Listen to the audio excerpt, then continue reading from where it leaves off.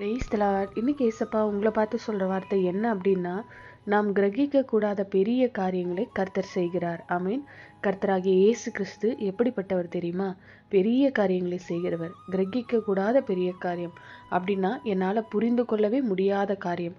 இது எப்படி நடந்திருக்கும், எப்படி நடந்துச்சு, அந்த மாதிரி காரியம். ஒரு நிமிஷத்துல அந்த சூழ்நிலையவே தலைகீழா மாற்றிடுவார். ஏதோ ஒரே ஒரு நாளுக்குள்ள காரியத்தை மாறுதலா முடிய பண்ணுவார்.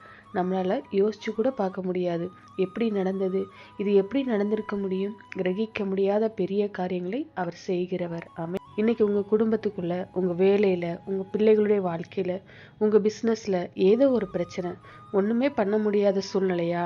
அதை நினைச்சு கலங்குறீங்களா? எதை நினைச்சு கவலைப்படாதீங்க. ஒரே ஒரு செகண்ட்ல எல்லாவற்றையுமே அவர் மாற்றிடுவார். அவர் கிரகிக்க முடியாத பெரிய காரியம் செய்கிறவர். ஆனா நீங்க விசுவாசிக்கணும். நீங்க விசுவாசிச்சீங்க அப்படின்னா அற்புதம் நிச்சயமா நடக்கும். உங்களை தான் சொல்றார், மகளே நீ விசுவாசிக்கிறியா? மகனே நீ விசுவாசிக்கிறியா? உன்னதான் ஆண்டவர் கேட்கிறாரு. நான் கிரகிக்க முடியாத அதிசயத்தை உனக்கு செய்வேன்னு ஆண்டவர் சொல்றாரு. விசுவாசித்தா இப்ப ஜெபிக்கிறீங்களா? எங்கள் நல்ல தகப்பனே, அப்பா, நீர் கிரகிக்க முடியாத அதிசயமான பெரிய காரியத்தை செய்கிற தேவன், எனக்கு என்னுடைய வாழ்க்கையில, என்னுடைய குடும்பத்துல இந்த காரியத்துல ஒரு அற்புதம் செய்வீர். பெரிய காரியத்தை செய்வீர். நான் விசுவாசிக்கிறேன். அற்புதத்தை எதிர்பார்த்து ஜெபிக்கிறேன்ப்பா. இயேசுவின் நாமத்தில் ஜெபிக்கிறோம் பிதாவே. ஆமீன். God bless you.